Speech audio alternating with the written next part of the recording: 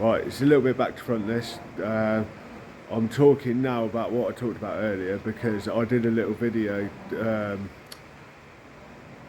showing the advertisement for the event that I'm planning next week.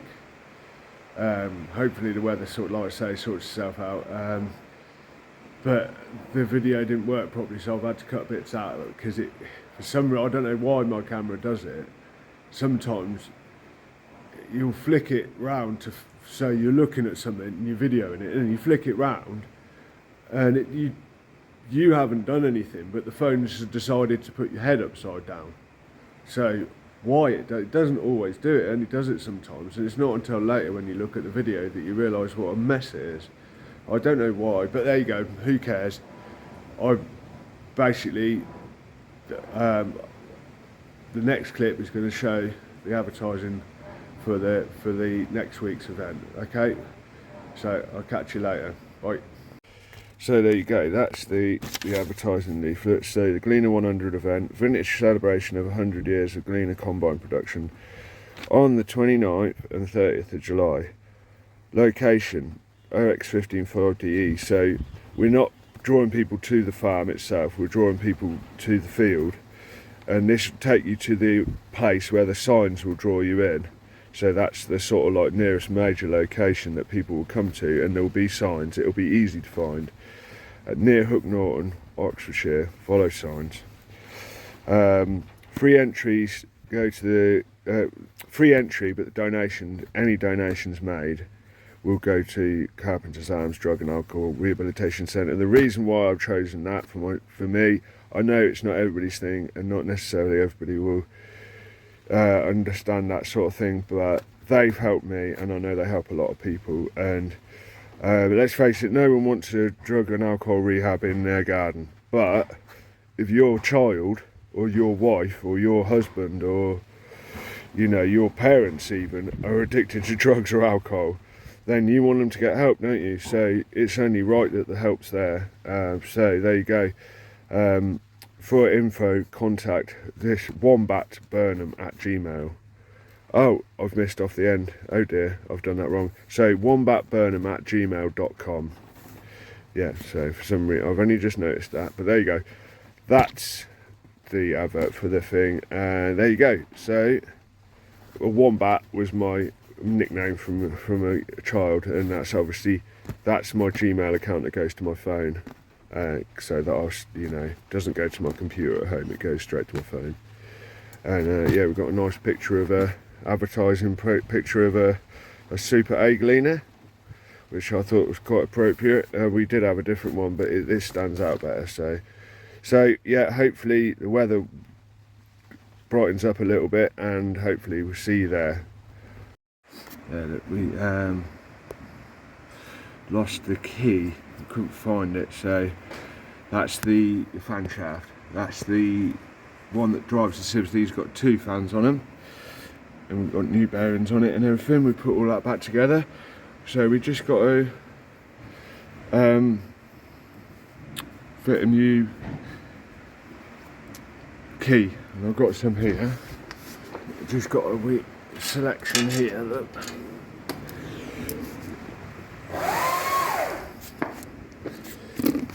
Just got to work out which one fits nicely. We'll wash them for me, yeah. There you go, look. Nicely fitting little keyway, there you go. There you go, look. Found that one. Just doing a little bit of modifying here and there, just to get it. That's actually a 205, but it's funny how, well I say funny, it's interesting how the metric bearings run alongside the imperial bearings, the same sort of, they seem to be basically the same size, there's a fraction difference, but that fits just right, and that's 205. Right, catch you later. There you go, got that. I haven't done the things up yet, but that's tight. Anyway, that ain't going anywhere, but we've got these grub screws to do up. But got this straight edge.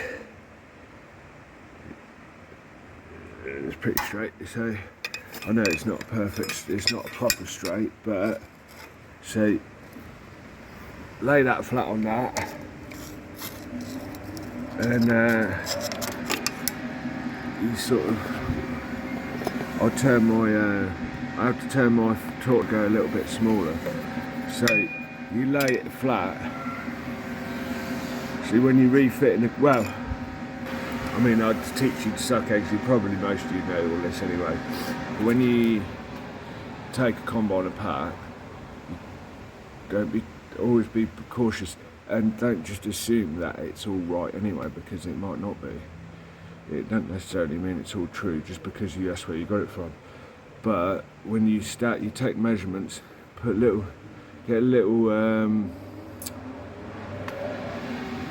hacksaw blade, and just put a tiny little nick on the shaft, just so you can see where the edge of the bearing or the pulley was. Mark the shaft, mark the pulley, so you know which side is in and out. I mean, it's usually quite obvious, but you know, sometimes you can get away with sprockets actually turning them around so they wear on the other edge, but you know, that's a different story. Obviously, if it has to go a certain way, then it has to go a certain way. Put it back the way it came. But when you're putting it all back together, put them all where you need them. You say if you were refitting the whole combine, start from the first drive point, get that in the right place where it should be, and then put all of the others in line from that point. So they should all be in line, they should all run, you shouldn't have twist, especially the belts can do it a tiny bit, but chains don't like it. You end up knackering chains and sprockets. So yeah, you use a straight edge and then make sure they all run true in line.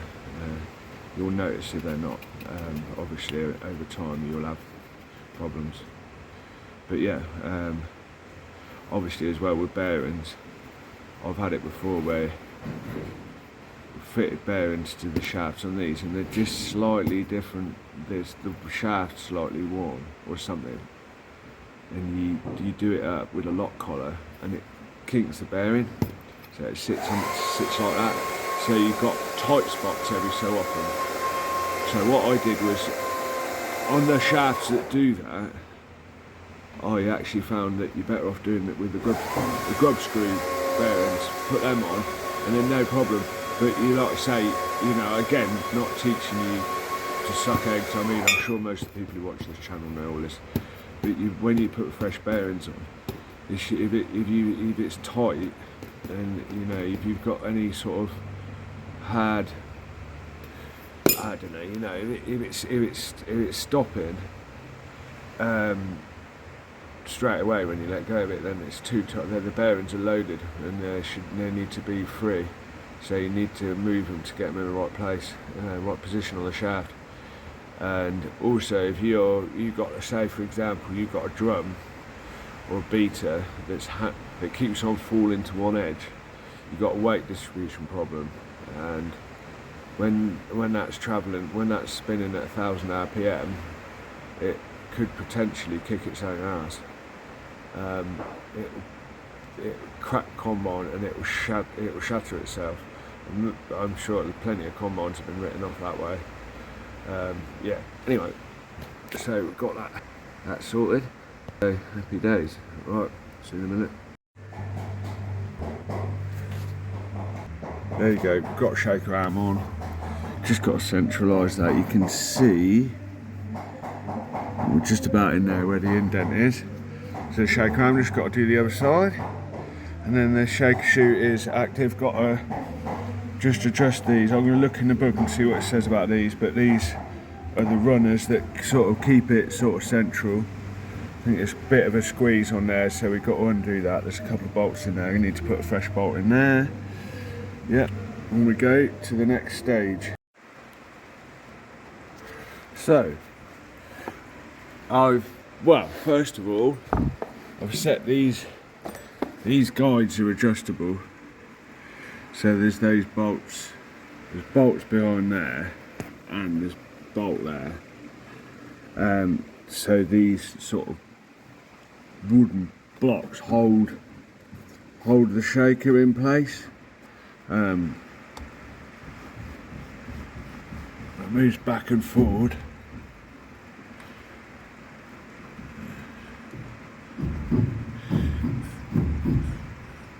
Oh, it seems to get stuck there.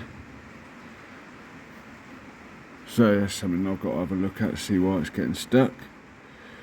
Oh dear. Well, we'll sort that out, I'm sure. I don't know quite what that is. But we got the fans as well. So the that fan there, this one is always open. This one is adjustable because it does the sieves. You can't adjust the speed, but you can adjust these doors. So I'm going to do the other side. That's about right for Barley, maybe a little bit more closed. Because Barley don't need a lot of wind. Well, I find anyway. I close the sieves quite far down. And yeah, those doors there just adjust how much wind can actually get in. How much air can get in. Yeah, so we're getting there. I've just got to find out why that's knocking. But I'm sure hopefully we'll find out what it is. Right, see in a minute. There you go, mystery solved. See, well, let me put this on. See this bolt here?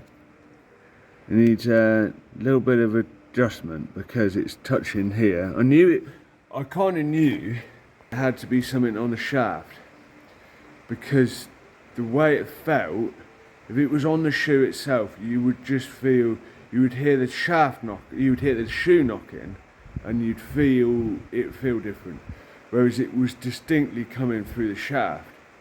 So first place I looked, I did look at the shoe, but the first place I was concentrating was the shaft because it felt to me like there was something touching, and I found put it this way, I'm so sure, I'm 99.999% sure it's that. So we'll find out in a second. I'll undo it and I'll trim the end of the bolt off, put a nut on it, I'll trim the end off of it and clean it up and put it back in and then do it up here. It needs to be a little bit, but that's a new bolt because I found that there was a bolt missing out of there. So I needed to rectify that because you could feel there was a looseness on the shaft. And there was a shaft, but I wonder if the bolt was missing last year. But yeah, so we'll sort that out in a second and I'll show you the results. There you go. I have shortened the bolt. So I just cut the end off with the grinder. I'll put a nut on it first. Then I'll cut top off it, cut the end off the thread with the grinder. And then rounded it off with a grinder and lifted the nut up to push any bird thread, just so I made sure I could thread it back in again. Then did it again, did a little bit round again, and then took the nut off, put a bit of, I always try and use cob slip because it just makes life easier in future for anybody. I like to use a bit of cob slip. I've had experiences before, I've been lazy, couldn't be bothered to do my van. It was my van, and somebody changed the bottom arms. I didn't even think about it at the time. 600 quid to fit 2 new arms. And then when I went to do it myself one day, because I work in a workshop where we got ramps, so I can do it all. I can do it without bothering. Just lift it up on the ramp and do it. I was there until 12 o'clock at night trying to get a bolt because they hadn't cob slipped it. For me personally, when I'm doing a job, any bolt like that goes on a wire wheel. Like any bolt that's susceptible to it, especially anything that goes into a chassis or anything like that, into a captive nut, you're asking for trouble if you don't sort it. So run it down a wire wheel on a bench or whatever. Just clean all the crud off of it and the rust and that off the thread, and then cob slip it all the way down. And put that back in, and then you ain't got trouble next time. But they hadn't done it, and of course the captive nut inside isn't accessible. So I had to actually cut open the chassis, fold it back, and hammer then I had to get the clip that hold the nut out of the way. So it wasn't just a case of just putting the thing on. Oh mate, I was not happy at all. So in a sense, unfortunately, I cob slipped it. But next time I've got to do it, I've got to cut it open again because I couldn't. There was nothing I could really do. All I had to do is hold it with a spanner and do it up. The clip's knackered, so it's just there. and I couldn't get a welder in there. You can't get in there. So all you could do is just about get a spanner in there. But there you go. That's the kind of reason why I always use cob slip for stuff like that. Right. So now is the final word. Well, it's actually stopped raining. Still a bit windy though. Yeah, so now we find out if it's still got that crunchy spot. Yay! There you go. Yeah, sorted. So there you go. It's not got any crunchy spot now. So, and it's, well,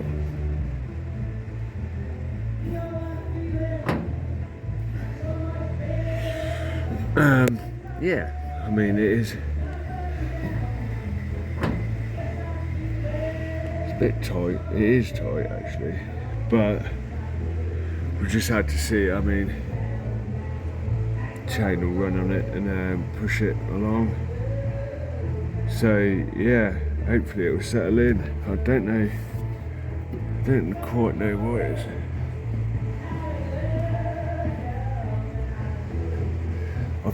I think it's the little seals I put on it. That's what's holding it tight. So we'll put a bit of Vaseline along that edge.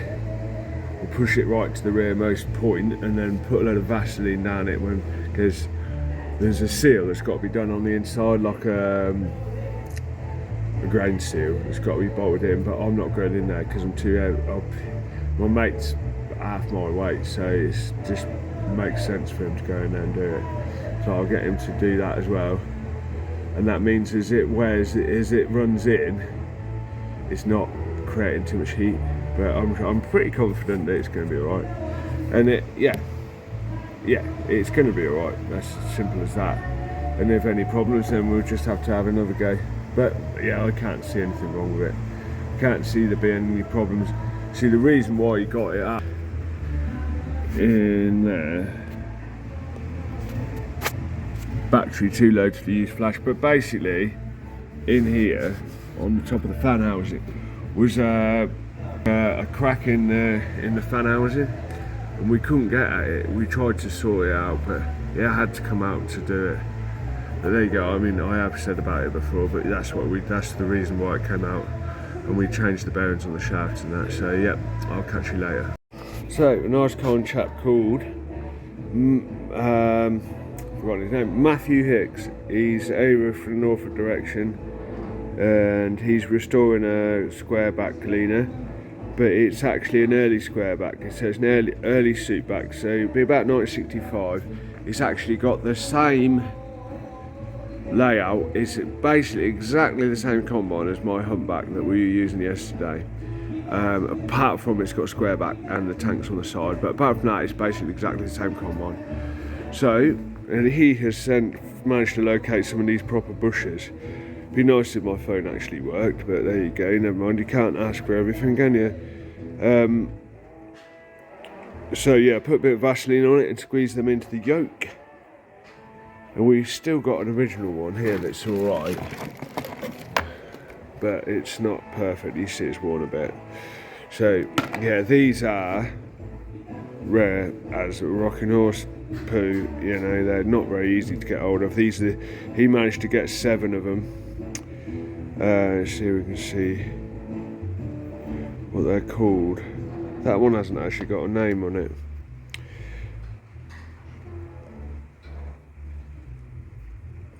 That one's probably got a name on it, but you can't see it. Yeah, made in USA. Why doesn't my phone just focus on what? There you go, look. Lord Erie, PA, made in USA. J6250, there you go. And this one is different again. EBCO 11. So they're all slightly different, but they're the same size. So I'm going to put some Vaseline on it, squeeze them into the old doofer, and then put it on. and then away we go. I'm going to put some washers behind them, I think, to stage it out a bit, so it gives me a bit more room to get the bolts in. So, nice one. We're getting on again. See you in a bit. Bit of good news. So,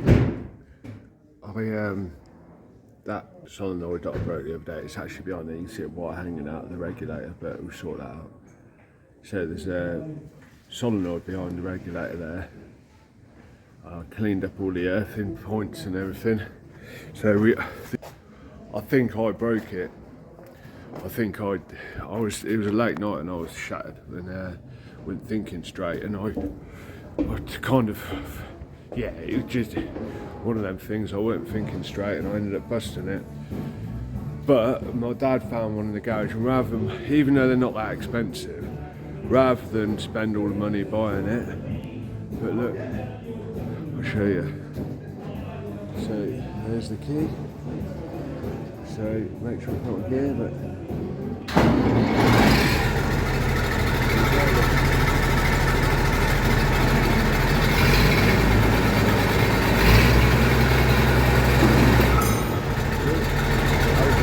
falling on the floor. Yeah, so it starts on the key. Good.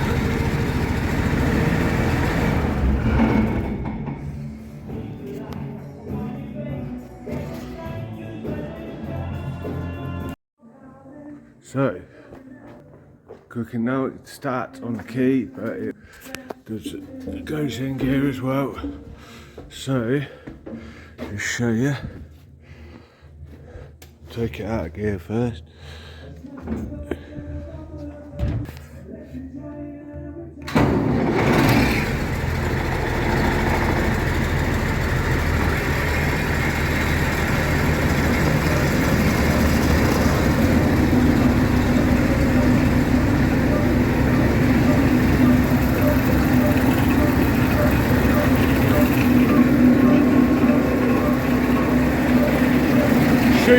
Shoe makes a bit, that rubbing noise is the shoe.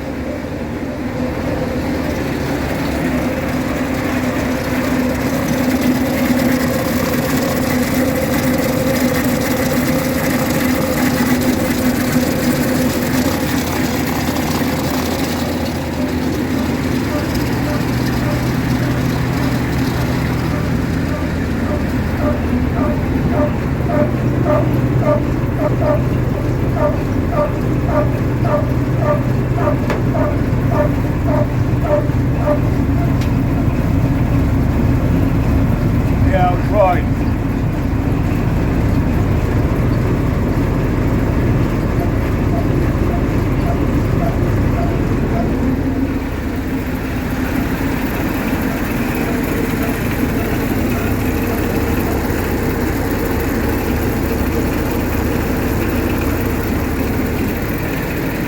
Put a bit of spray grease in there or something, a bit of Vaseline like we said, until it settles in. We'll put a bit of grease on the chains and make a bit of noise, so I'll be back in a minute.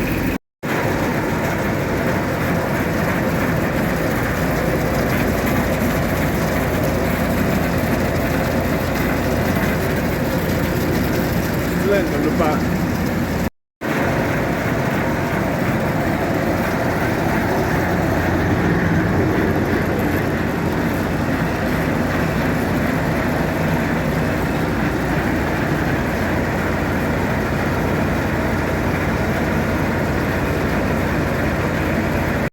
So yeah, I'll just come down to have a look at this, combine, just because I want to try and get it working for this harvest event.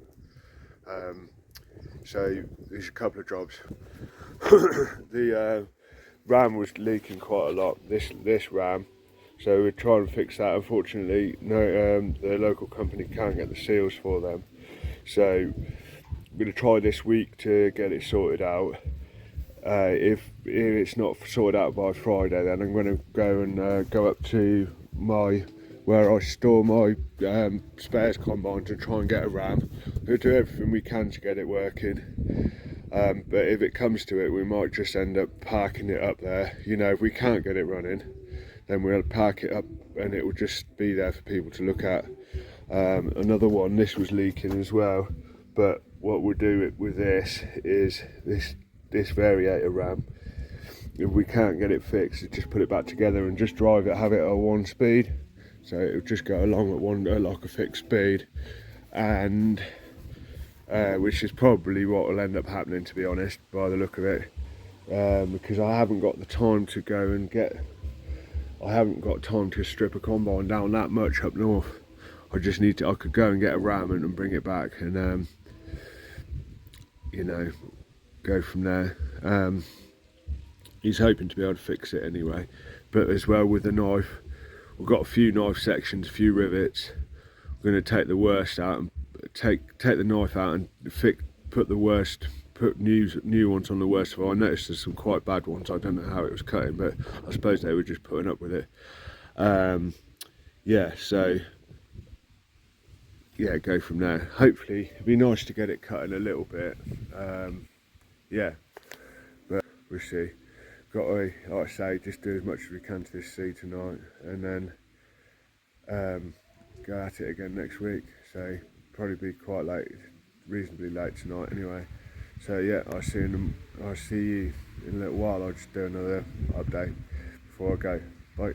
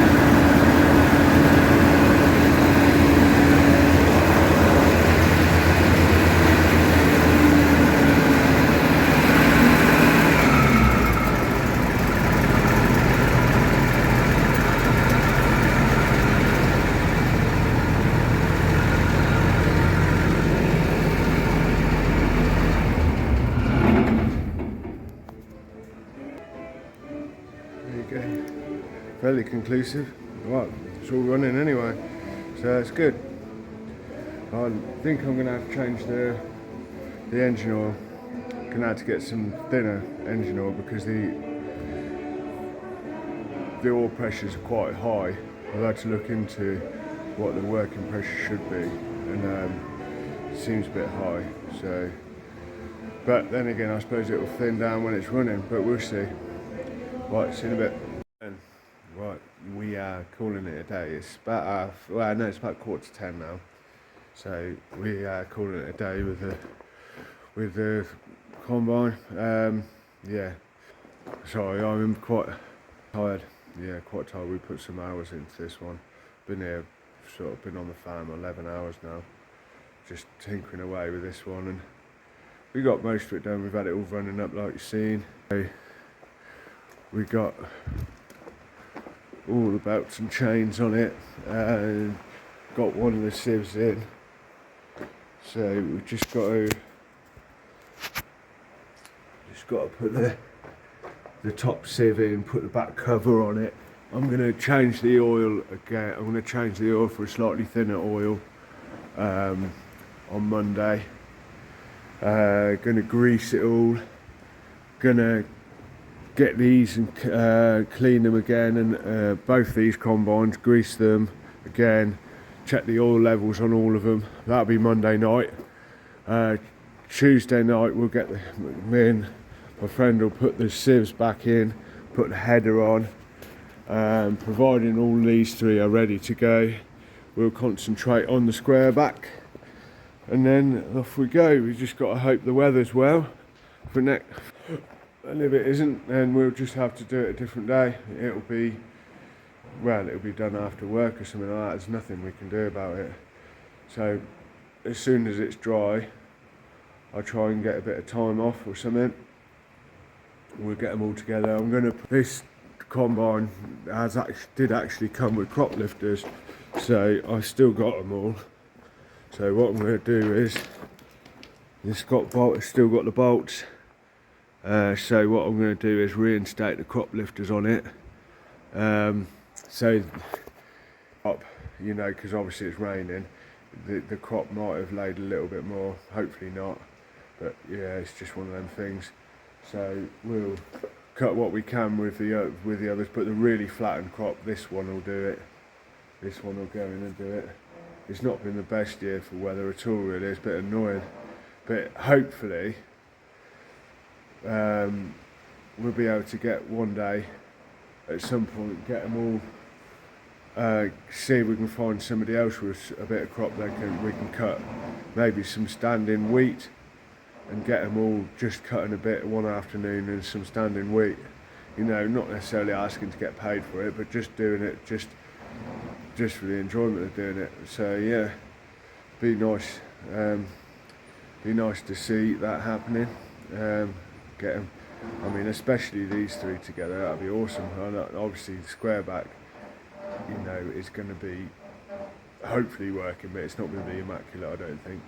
But anyway, I'll catch up with you probably on Monday afternoon. I'll do another one. Tomorrow I'm just going to chill out because I'm shattered and I just need a rest now. So okay, I'll see you again. Bye.